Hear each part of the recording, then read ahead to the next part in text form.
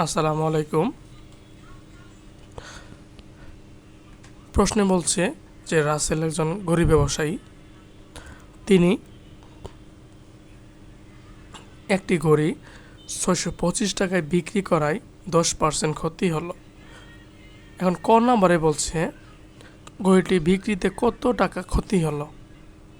আচ্ছা, ৬২৫ কি বিক্রয় মূল্য, এখান থেকে 10% ক্ষতি হয়েছে। ক নম্বরে আসি,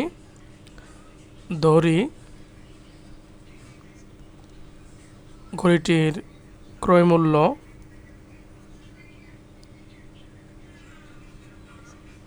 ইকুয়াল ১০০ টাকা।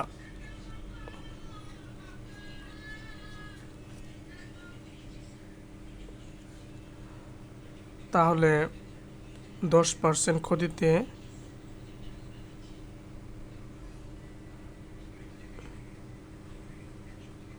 বিক্রয় মূল্য 10% ক্ষতিতে বিক্রয় মূল্য ইকুয়াল ১০০ - ১০ সমান হচ্ছে কি ৯০ টাকা। এখন আমার ক নম্বর দিকে একটু তাকাই। বলছে ঘড়িটি বিক্রিতে কত টাকা ক্ষতি হলো। ঠিক আছে, আমরা যদি লিখতে পারতাম যে বিক্রয় মূল্য ৯০ টাকা হলে ক্রয় মূল্য, এখানে তো আমাদের ক্রয় মূল্যের পরে হিসাব, সেটা খ গতে করব, কিন্তু এখানে চাইছে হচ্ছে কত ক্ষতি হলো। তাহলে বিক্রয় মূল্য ৯০ টাকা হলে ক্ষতি হইতেছে কত টাকা, ১০ টাকা। ১ টাকা হলে কত, ৬২৫ টাকায় ক্ষতি হয়েছে কত টাকা, এইটুকু আমাদের কাছে চাইছে। তাহলে লিখব যে বিক্রয় মূল্য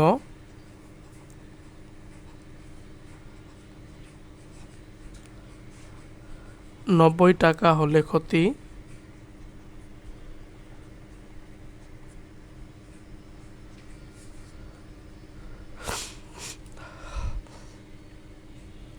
হচ্ছে ১০ টাকা। বিক্রয় মূল্য সরাসরি হচ্ছে ৬২৫ টাকা হলে ক্ষতি হবে বেশি, তাহলে হবে ১০/৯০ গুণন ৬২৫। আচ্ছা,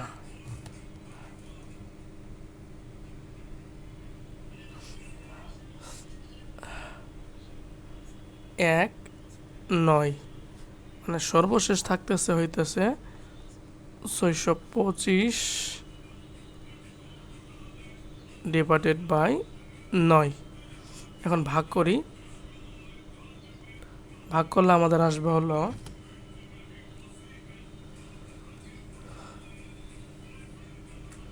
৬৯, এটা একটু করে নেবেন, ৬৯ সমস্ত দিয়ে করছে এটা, ৬৯ সমস্ত ৯/৪ এত টাকা। তাহলে ঘড়িটি বিক্রিতে কত টাকা ক্ষতি হলো, ৬৯ সমস্ত ৯/৪ টাকা। ক নম্বরে আসি,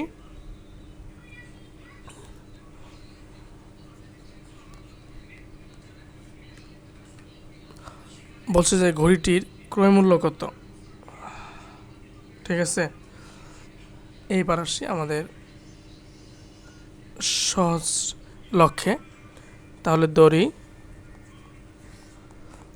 ঘড়িটির ক্রয় মূল্য ইকুয়াল ১০০ টাকা। এখন হচ্ছে 10% ক্ষতিতে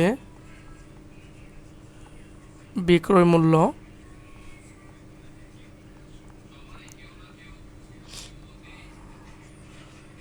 ইকুয়াল ১০০ - ১০ ইকুয়াল হচ্ছে ৯০ টাকা।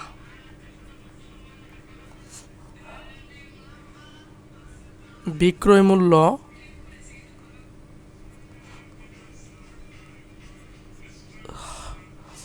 নব্বই টাকা হলে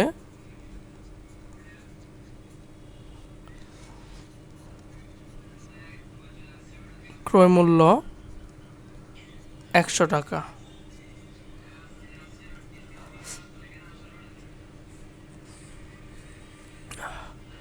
বিক্রয় মূল্য 1 টাকা হলে ক্রয় মূল্য হবে 100/90 টাকা। বিক্রয় মূল্য 625 টাকা হলে ক্রয় মূল্য ইকুয়াল 100 গুণন 625/90 কাটা। তাহলে আমাদের কাছে থাকবে হলো 9 দানা 5 সাথে 5 এবং 6 11 12 13 হবে না, তাহলে 6 2 5 0/9, যেটা ভাগ করলে থাকবে হলো 694। এটা করে নিন, 694 সমস্ত 9/4 টাকা। তাহলে ঘড়িটার ক্রয় মূল্য ছিল 694 সমস্ত 9/4 টাকা। ঠিক আছে, হয়ে গেল। এরপরে আসি গ নাম্বারে, ঘড়িটি কত টাকায় বিক্রি করলে 10% লাভ হবে? আচ্ছা,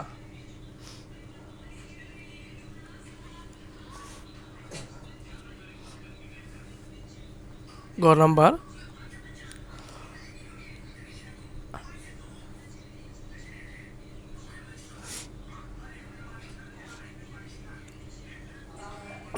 এটা আলাদা ধরে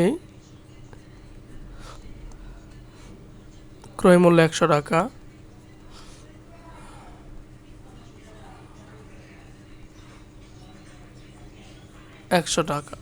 এখন বলছে যে 10% লাভে, তাহলে 10% লাভে বিক্রয় মূল্য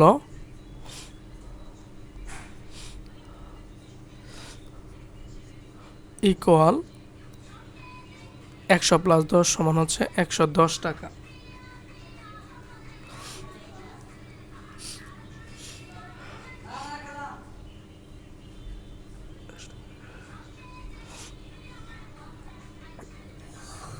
এখন ক্রয় মূল্য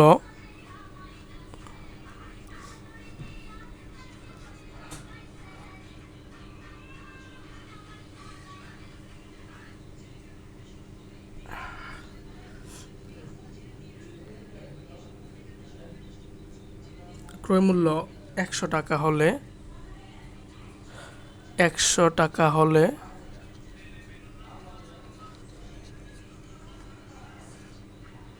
বিক্রয় মূল্য হতে হবে 110 টাকা। বিক্রয় মূল্য হতে হবে 110 টাকা। ক্রয় মূল্য 1 টাকা হলে বিক্রয় মূল্য হতে হবে 110 হচ্ছে 100 টাকা। এখানে হচ্ছে ক্রয় মূল্য, আমরা কত পাইছি আগের ম্যাথে, যে এটা দিয়ে ধরি, হ্যাঁ দশমিক থাকবে না, 6250/9 খতে পাই লিখতে হবে 6250/9 টাকা হলে বিক্রয় মূল্য হতে হবে ইকুয়াল 110 100। এটা এই পাশে কি আসবে,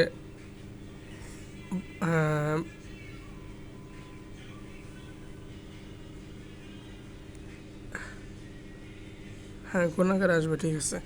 তাহলে হবে 6250/9। তাহলে একটা শূন্য কাটলাম, লাল দিয়ে কাটি, 0 0 0 0, মানে নিচে থাকে কি, নিচে থাকতেছে হচ্ছে 9, আর উপরে হইল 11 গুণন 625, যেটা গুণ করলে হইতেছে ওয়েট একটু হাতে হাতে করে নেবেন, আপনাদের সময় আছে পর্যাপ্ত।